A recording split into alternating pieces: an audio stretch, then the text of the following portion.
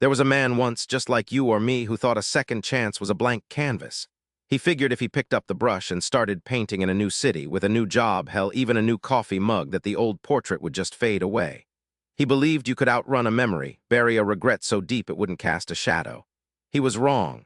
The past ain't a picture you tear up, it's the frame you build the next one on. And sometimes that frame's got nails sticking out, ready to snag you if you ain't careful. Frank was 48, though some days he felt 100. He worked at the Atlas bearing plant, a place that smelled permanently of oil and metal shavings, a scent that clung to his clothes and hair even after a hot shower, a smell that had become as much a part of him as his own skin. His uniform, a faded blue jumpsuit, bore the faint imprint of countless shifts, a testament to years spent hunched over grinding machines, the air thrumming with an industrial drone that vibrated in his bones. He wasn't a big man, not in the sense of being wide or towering, but there was a density to him like old oak. He carried himself with a quiet strength, his shoulders broad and slightly stooped, as if perpetually braced for a load that never quite materialized, or perhaps one he'd simply learned to carry inside unseen. His face was a roadmap of hard living, lines etched around eyes that had seen too much and said too little.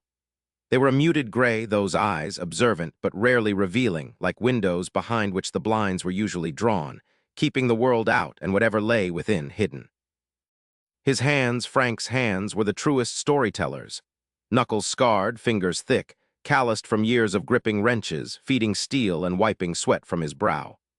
They were the hands of a man who built, fixed, and broke things, both intentionally and by accident, the kind of hands that had known both tenderness and fury. When he gripped a coffee mug in the break room, it was with a sure, unyielding hold, as if the mug itself might try to slip away if he loosened his grip even for a second.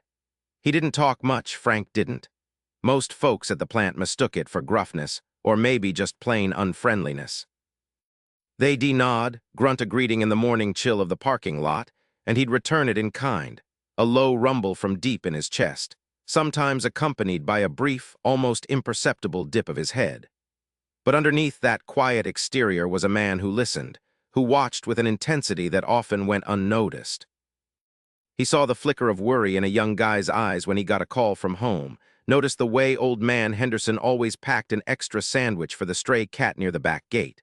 He was dependable, Frank was, a rock. If a machine broke down, he was the first one there, methodical, patient, his movements precise, almost ritualistic. People knew that about him. They just didn't know much else, didn't know how much he wanted them not to know much else. The weight he carried wasn't visible, not like a tool belt or a lunchbox. It was in the set of his jaw and the way he sometimes paused mid-task, his gaze drifting to some unseen point beyond the factory walls, a place that existed only in his memory. A quiet fear lived there deep inside, a constant hum beneath the surface of his sturdy resilience.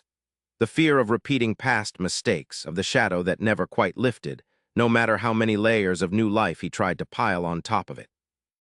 He'd changed cities, changed jobs, changed everything he could think of, convinced that if he just ignored it all, it would cease to exist, and he could become an entirely new person, free from the shadow of his past choices. He longed for genuine peace, a clean slate, a chance to simply be without the constant ache of regret. But a part of him knew, with a certainty that chilled him to the bone, that a truly clean slate was a myth. You could sand down the rough edges, try to erase the cracks, but the grain, the original timber, was always going to be there. He just hadn't realized yet that the sanding and the filling were part of the building, not the burying. There's a whisper in every man's heart, a siren song that promises a fresh start.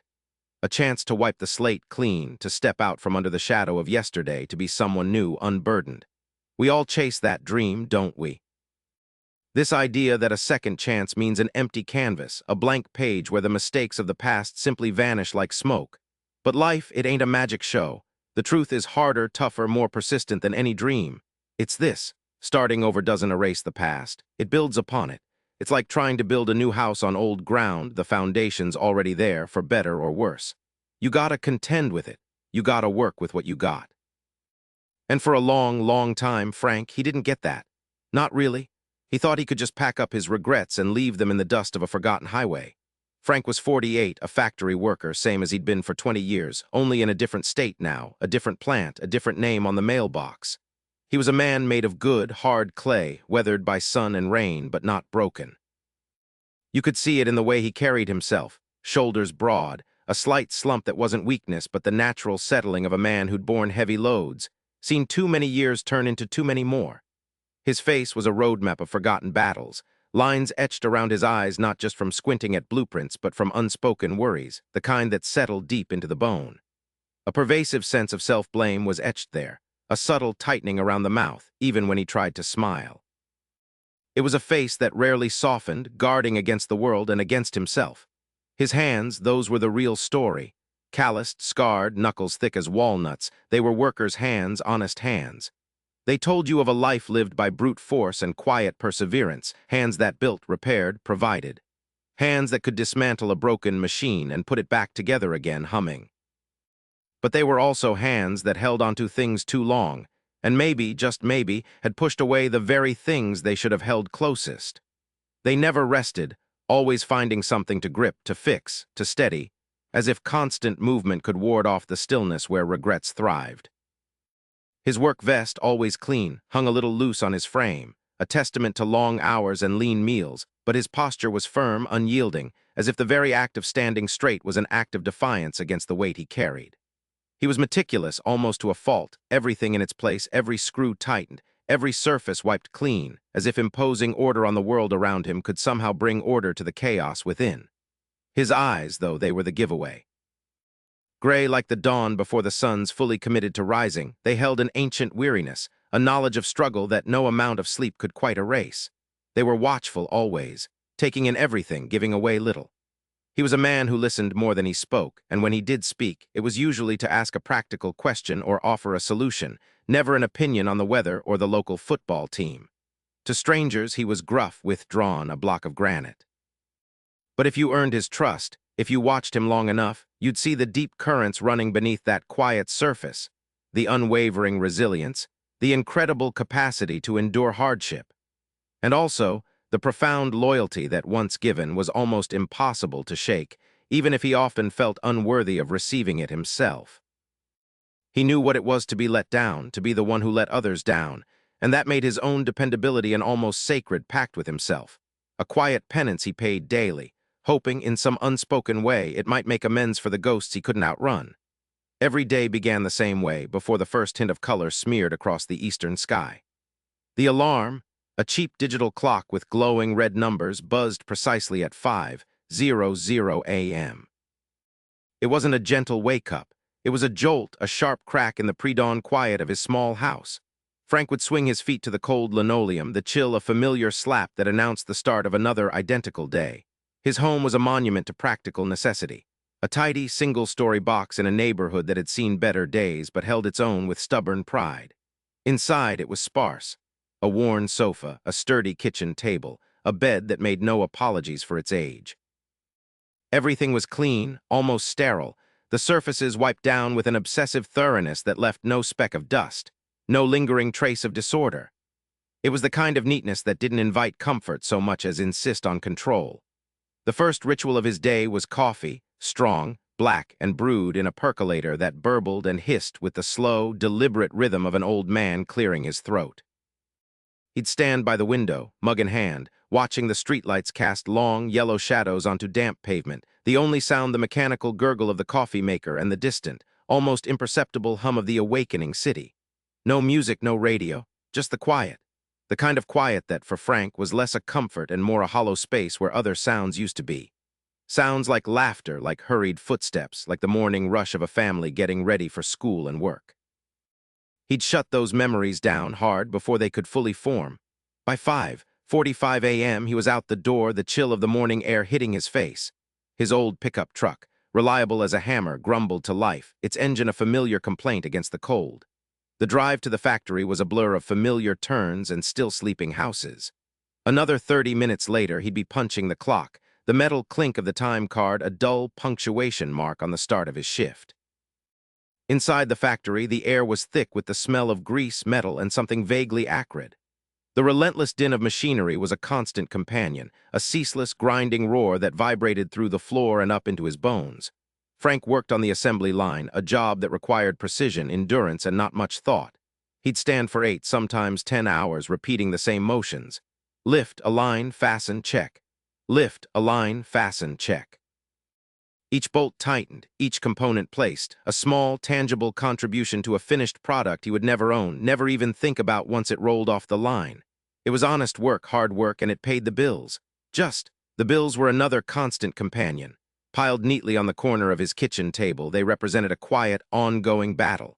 Electricity, water, the truck payment, the property tax. A dental bill from last year he was still chipping away at. Every month it was a careful calculation, a tightrope walk between necessity and the gnawing fear of falling short. He didn't want much, never had, just enough to keep the wolves from the door. But the financial tightrope was a constant, subtle pressure, a reminder that one wrong step, one missed shift, could unravel the precarious balance he had fought so hard to maintain. His house, meticulously maintained as it was, remained sparse not just by choice, but by necessity, reflecting a life of practical survival over anything resembling indulgence. During his lunch break, Frank usually ate alone, a sandwich he'd made himself, washed down with lukewarm coffee from his thermos. He'd sit on a bench, away from the chatter of his coworkers, reading an old newspaper someone had left behind, or just staring out at the gravel lot, the smoke stacks in the distance. He rarely engaged in the casual banter, the gossip about the game, or the latest neighborhood drama. It wasn't that he disliked people. It was more that he found the effort exhausting and the risk of revealing too much, too high. He'd learned a long time ago that silence was safer. Because beneath the surface of this quiet, methodical existence, a different kind of machinery was always grinding. His inner world was a landscape scarred by regret, a place where memories, like shards of broken glass, lay scattered and sharp. He had tried to bury them, to run from them, convinced that if he just ignored the past long enough, it would cease to exist.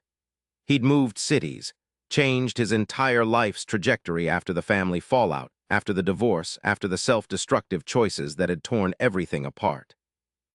He told himself he was starting over, that this new Frank, this quiet, dependable factory worker, was a blank slate. But the truth was, his past wasn't erased. It was just waiting like a persistent shadow in the quiet moments, in the dead of night, in the absence of noise. It manifested as a pervasive sense of self-blame, a constant, low thrum beneath his ribs that reminded him always of what he had lost. His children, grown now, strangers almost. His deepest regret, a chasm of his own making. He longed for genuine peace, for that elusive clean slate, but a part of him knew, with a certainty colder than the morning linoleum, that he couldn't fully achieve it. Not really. He carried the weight of a better man he once thought he could be, a man who had dreams beyond the factory floor, a man who envisioned a different life for his family, full of warmth and laughter. That Frank was long gone, or so he believed, replaced by this unyielding, stoic figure. The gap between who he was now and who he wanted to be, who he once was, stretched like an uncrossable canyon. It was this constant, quiet battle against the fear of repeating past mistakes, of destroying any good that might come his way, that kept him walled off. He'd seen what he could do, what he was capable of when he let himself get out of control, and that memory, that self-knowledge, was the heaviest burden of all. He kept the emotional pain bottled up, a tightly corked jar, convinced that to open it would be to unleash chaos once more. And that was a risk he was not willing to take, not for anything. The world kept turning, oblivious to the battles fought in the silent chambers of a man's heart. Frank's days bled into weeks, weeks into months, each one a carbon copy of the last. He thought he had it all locked down, nailed shut, buried so deep under the monotonous rhythm of his existence that it couldn't possibly surface again. But the past, as insidious as rust, finds the smallest crack. It started like any other Tuesday. The mail slot clattered just as he was lacing up his work boots.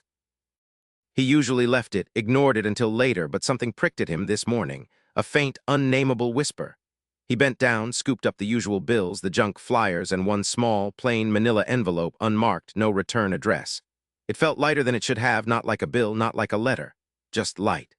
He tossed it onto the kitchen counter, finished his coffee, and walked out the door, the envelope forgotten for the moment, a silent harbinger of change. It was waiting for him when he got home, an unassuming rectangle on the scarred formica. He picked it up, turned it over. Still nothing. No clue, no threat, just an unnerving blankness. He took a utility knife from the drawer, slit the flap with precise, practiced care, the way he'd open a stubborn carton at the factory. Inside, nestled alone, was a single photograph. His calloused thumb brushed over the glossy surface. It was him, younger, maybe early 30s, his hair thicker, a genuine, wide smile splitting his face. And there, pressed against his sides, were his children. His boy, barely 6, all gap-toothed grins, a baseball cap askew on his head. His daughter, a wisp of a thing, maybe 4, clinging to his hand, her bright eyes fixed on the camera, a daisy chain woven through her tangled curls. They were at a park, sunlight dappling through oak leaves, a swing set blurred in the background. It was a moment of pure, unadulterated happiness, caught in time, a snapshot of a life he had dismantled. The air seemed to thicken, the familiar scent of old coffee and industrial cleaner in his small kitchen suddenly overwhelming.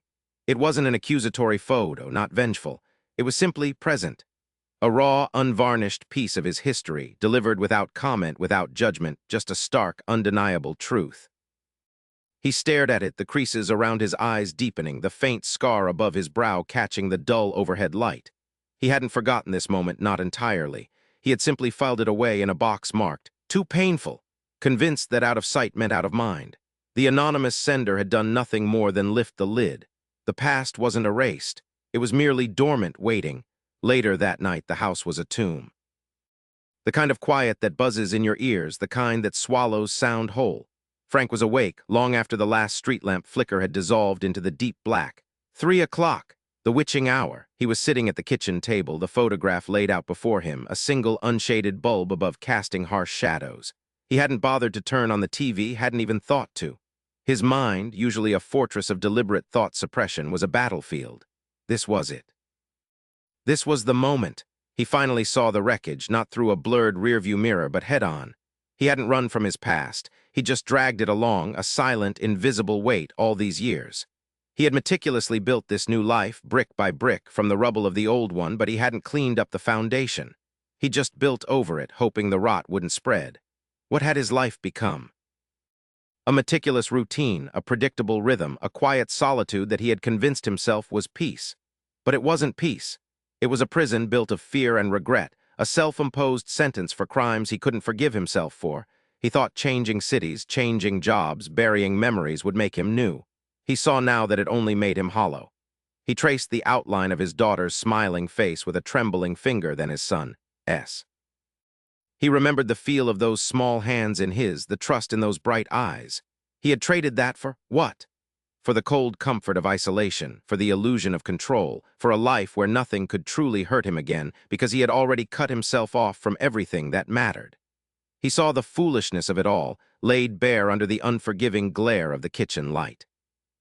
Every choice, every mistake, every opportunity for connection he had pushed away, all in the name of not repeating the past. But by running from it, by refusing to acknowledge it, he had allowed it to define him anyway. It was like trying to heal a wound by ignoring it. It festers, it poisons everything around it. His second chance hadn't been a fresh start. It had been an elaborate escape act, and like all good magic tricks, it relied on misdirection. The past was still there.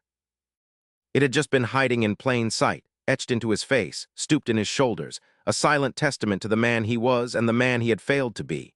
He stared at the photograph until his eyes burned, until the edges blurred, until the faces of his children were just a memory, vibrant and alive, refusing to be forgotten. The kitchen light hummed, a lonely sound in the suffocating quiet. Frank stood there, a ghost in his own home, watching the faces of his past. The truth hit him then, not with a crash, but with the slow, crushing weight of a millstone. He'd built his whole life on a lie, a carefully constructed illusion of a fresh start. But you can't outrun what you did. Not really. It's always gonna be a part of you, like a scar on your hand. He had tried to bury it, hoping it would go away, but it had just festered, poisoning the ground he walked on.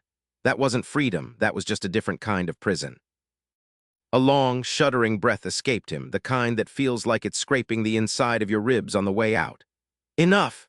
he whispered, the word barely audible, lost in the vast silence of the house. It wasn't a roar of defiance, no grand declaration. It was a surrender, a quiet, exhausted acknowledgement that the chase was over, the hiding was finished. He didn't know what came next. Didn't have a plan, not even a glimmer of one. All he knew was that this hollow existence, this relentless suppression, this endless running from himself, couldn't be his life anymore. He couldn't keep doing this to himself. He couldn't keep doing this to the memory of those bright, trusting eyes. He didn't put the photograph away.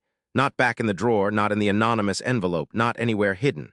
He left it face up on the small, scarred kitchen table, right next to the salt shaker, like it belonged there. like it had always belonged there. Then he turned off the light, plunging the kitchen into shadow, but the image of his children, young and happy, remained burned behind his eyelids. He walked through the dark house, not to his bed, but to the small, dusty bookcase in the living room.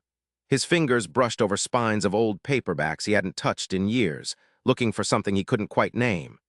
He found it eventually, tucked behind a thick dictionary. A small, leather-bound journal, its pages blank, waiting. He carried it back to the kitchen, set it beside the photo, and then finally went to bed. Sleep came hard, fractured by restless dreams, but for the first time in years, the fear wasn't of being found out. It was of not finding his way. The alarm shrilled at 5 a.m., a familiar assault on the quiet. Frank blinked, the taste of sleep and regret still thick in his mouth. For a moment, the old impulse, the familiar reflex, tugged at him. Get up, get dressed, ignore it all. Pretend last night never happened. Bury it deep, deep down, like always. But then his gaze drifted to the kitchen table. The photograph was still there, a splash of unexpected color against the dull formica. And beside it, the dark rectangle of the journal. He saw it, really saw it, not as an accusation, but as a stubborn, undeniable fact of his existence. The past wasn't a ghost to be chased away. It was just there, part of the landscape. And today he wasn't going to run. He swung his legs out of bed, each movement feeling heavier than usual. The factory called, the shift wouldn't wait. But today was different. He made his coffee, the old ritual a grounding force, but his eyes kept returning to the table. He picked up the photograph. This time, instead of flinching from the pain, he let it wash over him. The sharp ache in his chest was still there, but beneath it, a tiny, unfamiliar current stirred. A flicker of purpose, an echo of what was lost, and a quiet, insistent urge to not let it be lost forever. He opened the journal. The crisp, empty page stared back at him, daunting, intimidating. What do you write when you've spent a lifetime trying to erase your own story? His hand trembled as he picked up a pen. He didn't know what to say, didn't know where to start. But he knew he couldn't build a new, honest foundation without acknowledging the fractured one that remained. He wrote one word, simple and stark, a foundation stone for whatever came next. Regret. He stared at it, the ink still wet, a single, lonely word on a vast white page. It was a start. A raw, painful, utterly terrifying start.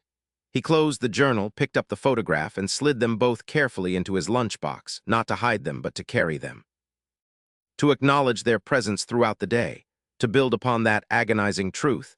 It was a small act, almost invisible, but for Frank it was like stepping off a cliff. He didn't know if he was falling or flying, but he knew for damn sure he wasn't standing still anymore. He was finally carrying his past, not burying it. And that, he realized, was the only way to build anything real. The first few days were a kind of numb endurance. Frank went through the motions at the factory, the roar of the machines a constant reminder of the relentless grind. He carried the lunchbox, the journal and the faded photograph nestled within, a quiet weight against his ribs. It wasn't just the physical weight, it was the psychic burden of memories he'd spent years cementing shut. Every time he felt the solid thud of the lunchbox against his side, a fresh wave of that heavy regret would wash over him. By day 3, the grim novelty had worn off. The journal, with its single stark word, felt less like a promise and more like an accusation. He avoided opening it during his break, opting instead to stare blankly at the condensation gathering on his thermos, the drone of the machinery a fitting soundtrack to the dull ache behind his eyes. He found himself short-tempered with the younger guys on the line, snapping at a rookie who asked a dumb question about a jammed conveyor belt. The kid looked startled, and Frank immediately felt the familiar burn of shame. He was supposed to be building something better, not just replicating the gruff, closed-off man he'd been for so long. A week later, day 7 crawled in like a shadow. Frank was bone-tired in a way sleep couldn't fix. His nights were restless, fragmented by old images. A birthday cake with too many candles, a child's laughter he hadn't heard in years, the cold, hard glint in his ex-wife's eyes. The factory felt smaller, hotter, the air thick with the smell of stale oil and his own growing despair. During his lunch break, he pulled the photograph out, staring at the smiling faces of his young children. They looked so innocent, so full of trust. His stomach twisted. He clutched the picture, his knuckles white, a powerful urge sweeping over him to just make it all disappear. There was a large industrial bin near the loading dock, big enough to swallow anything. He could just toss the photo, the journal, everything, and pretend this whole insane endeavor had never started. The thought was a siren song, promising the sweet oblivion he'd chased for years. He even took a few steps towards the bin, his feet heavy, his mind screaming for release. But then something stopped him. Not a grand epiphany, just a visceral memory of the empty, hollow feeling that always followed such an act of burying. He knew that path, knew exactly where it led. Nowhere. He clenched his jaw, turned on his heel, and walked back to his station, the photograph crumpled slightly in his hand. Day 14 brought a deeper, more insidious battle. He was tired of the pain, tired of the memories, tired of carrying it. He left the lunchbox in his locker when he went to his station, a small, rebellious act. He felt a fleeting sense of lightness, a breath of air he hadn't realized he was holding. All morning, the machinery seemed a little less loud, his coworkers a little less irritating. He worked through lunch, skipping his usual quiet corner, avoiding the moment he'd have to confront the weight. For a few hours, the old Frank, the one who could ignore, who could compartmentalize, was back. He almost convinced himself it was better this way, less painful, more productive. But the relief was a liar. By the time his shift ended, a familiar hollowness began to spread, far worse than the initial sting of regret. It was the deep, aching void he'd tried to fill for years with work, with silence, with denial. Leaving the journal and photo in the locker hadn't made his past disappear. It had just put it back in the dark, where it festered unseen. As he walked to the locker room, the knowledge hit him with the force of a punch. He hadn't stopped carrying his past, he'd just found a different way to be imprisoned by it. The only way out was through. He yanked the locker open, grabbed the lunchbox, feeling the familiar weight. It was heavy, yes, but this time it felt honest. It felt like truth. He was still Frank, the man with the scars, but he was choosing to face them. And that, he realized, was the only real fight worth winning. The next morning, the lunchbox sat on the passenger seat, the photo tucked carefully inside. Frank didn't look at it during his drive, but he knew it was there, a silent passenger. When he arrived at the factory, he took it in, set it on his locker shelf next to his half-empty water bottle. It wasn't a shrine, just present. For the next few weeks, the lunchbox became his anchor. At first, he'd just open it during lunch, stare at the faded picture, feel the familiar gut punch. The journal lay untouched. He'd eat his sandwich, a dry knot in his throat, and then shove it all back in, the weight pressing down on him. Days were a grind. He'd still flinch when a loud noise startled him, still keep his eyes mostly on his work, rarely engaging with the banter around him. He was the same Frank on the surface. But something was happening underneath. One afternoon, a new kid, barely out of high school, fumbled a jig and nearly stripped a thread on a crucial part. Frank, who would usually just grunt or ignore it, found himself stepping forward. "Slow down," he said, his voice a gravelly rumble. He didn't offer to do it for the kid, didn't chastise him. He just leaned in, pointed to a subtle mark on the tool. "Feel that? That's your guide. Trust your hands, not just your eyes." The kid, wide-eyed, nodded. Frank walked back to his station, not expecting a thank you, but feeling something. A small, unfamiliar hum of connection. It was nothing big, just a tremor in the silence he'd built around himself. Another day, he found himself pulling out the journal, not at lunch, but after dinner, sitting at his meticulously clean kitchen table. He didn't write anything. He just traced the lines of his own messy handwriting from the past, words he barely recognized as his own. He read about the anger, the blame, the desperate self-justification. It was ugly. It was him. And instead of shutting it away in disgust, he left it open. He just left it open, a crack in the fortress. The factory floor, a place designed for monotony, started to feel different. Frank still preferred his quiet corner during breaks, but now he observed, really observed. He watched Big Mike complain about his kids' school, listened to Alina hum a Spanish tune as she worked, saw young Jimmy nervously check his phone for messages. He saw them not as just noise, but as people with their own weights, their own battles. And it made his own feel less solitary, less like a unique curse. One Friday, as the whistle blew, a couple of guys were talking about hitting O'Malley's for a beer. Frank usually walked right past, a phantom among the living. But this time, as he walked by, he heard one of them mention a particularly bad call in last night's game. Frank, a lifelong, if quiet, fan, stopped. He didn't say anything, but a faint, almost imperceptible twitch played at the corner of his mouth. He caught the eye of the guy who'd spoken, a burly man named Gus. Gus, surprised, raised an eyebrow. Frank gave a barely there nod, then kept walking. Gus watched him go, a slow smile spreading across his face. "Well, I'll be," he muttered to his friend. "Frank just acknowledged us." It wasn't a party, it wasn't a confession, but it was a brick removed from the wall. Weeks bled into months. The lunchbox was still there, the photo still inside. But Frank started using the journal, not for recriminations, not for self-pity. He began to write about his day, about what he observed, about the small, almost imperceptible shifts in his own perspective. He wrote about the faint memory of his son laughing, triggered by seeing a kid on the street with the same unruly mop of hair. He wrote about the ache of missing his daughter, intensified by hearing Alina talk about her own teenage girl. The past wasn't buried anymore. It was unearthed, cleaned, and slowly, painstakingly re-examined. His movements at work became a little less stiff, his shoulders a fraction less hunched. He still wasn't a talker, but when someone greeted him, he'd offer a low, "Morning," instead of a grunt. Sometimes, if a coworker looked particularly troubled, he'd meet their gaze, a silent acknowledgement that said, "I see you." It was a small thing, but for Frank, who'd perfected invisibility, it was monumental. The house, always tidy, now had a single potted plant on the kitchen windowsill, a small, resilient succulent that didn't demand much, just a bit of light. He bought it on a whim on his way home from work, something he hadn't done in years. It was a tiny splash of life in a home that had long been a testament to stark functionality. One evening, staring at the photo, the pain was still there, sharp and undeniable. But beneath it, a different emotion stirred. It wasn't the suffocating regret that had driven him. It was a quiet, almost fragile resolve. He saw the scars on his life etched deep. He saw the gaping holes where his children should be. But he also saw the resilience, the quiet strength that had endured. He finally understood. He couldn't erase the past any more than he could erase the lines on his own weathered hands. But he could acknowledge it. He could carry it differently. He could use the ache not as a reason to retreat, but as a reminder of what truly mattered, what was worth fighting for.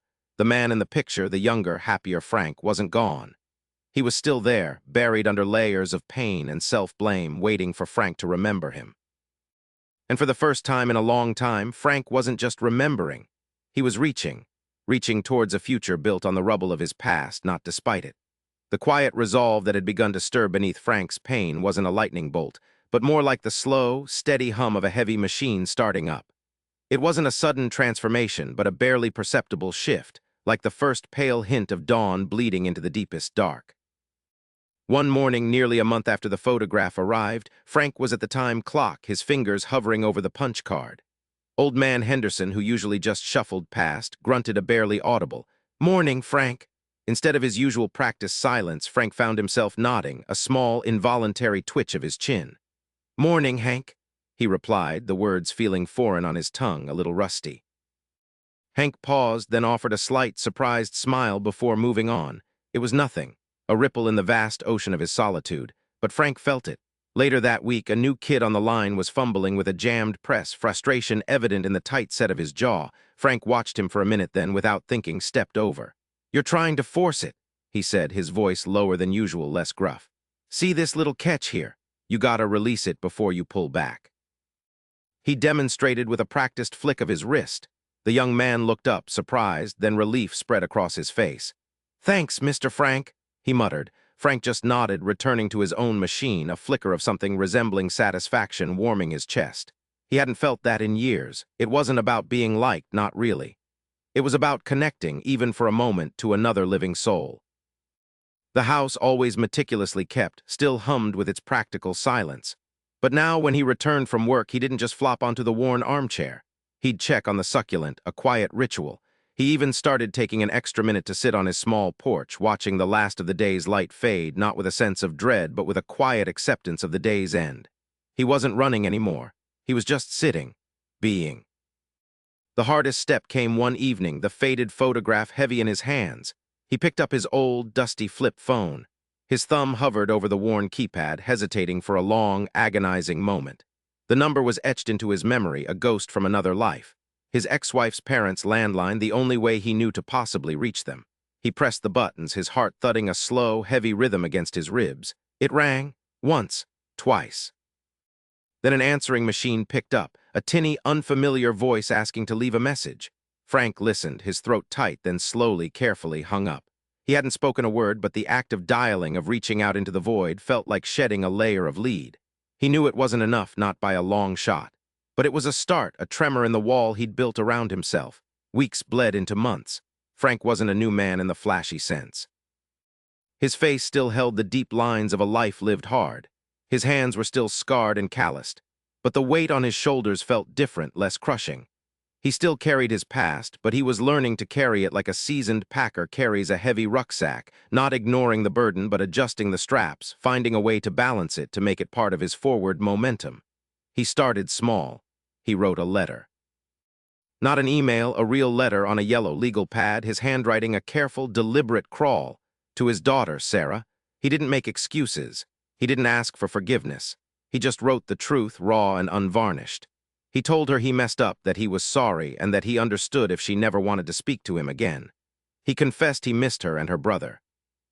He dropped it in a mailbox, his hand trembling, and walked away feeling both terrified and strangely, profoundly free. Days later, a short, clipped email arrived from an unfamiliar address. It was from his son, Michael. "Received your letter. It's a start. Don't expect miracles, Dad, but I'll think about it." It wasn't a reunion. It wasn't absolution. It was a single, fragile thread in a tapestry he thought was irrevocably torn. Frank read it 100 times, a slow, quiet ache in his chest giving way to a warmth he hadn't felt in years. He didn't cry. Frank hadn't cried in a long, long time. But he felt the burn behind his eyes, a sensation not of sorrow, but of a dam slowly beginning to crack. He started buying small things for the house, a cheap picture frame for the kids' phone, a worn atlas to trace places he'd never seen. He listened more at work, actually engaging in conversations, offering a quiet, insightful comment now and then. His coworkers noticed. Henderson started greeting him with a full, gravelly, "Frank!" The new kid on the line came to him for advice, calling him Mr. Frank with genuine respect. One evening, staring at his reflection in the dark kitchen window, Frank finally saw it. He wasn't the broken man who'd first looked at that faded photo. He wasn't the man who'd run, desperate to bury his past. And he certainly wasn't the younger, naive man in the picture. He was all of them rolled into one. The lines on his face were deeper, etched with regret and hard lessons.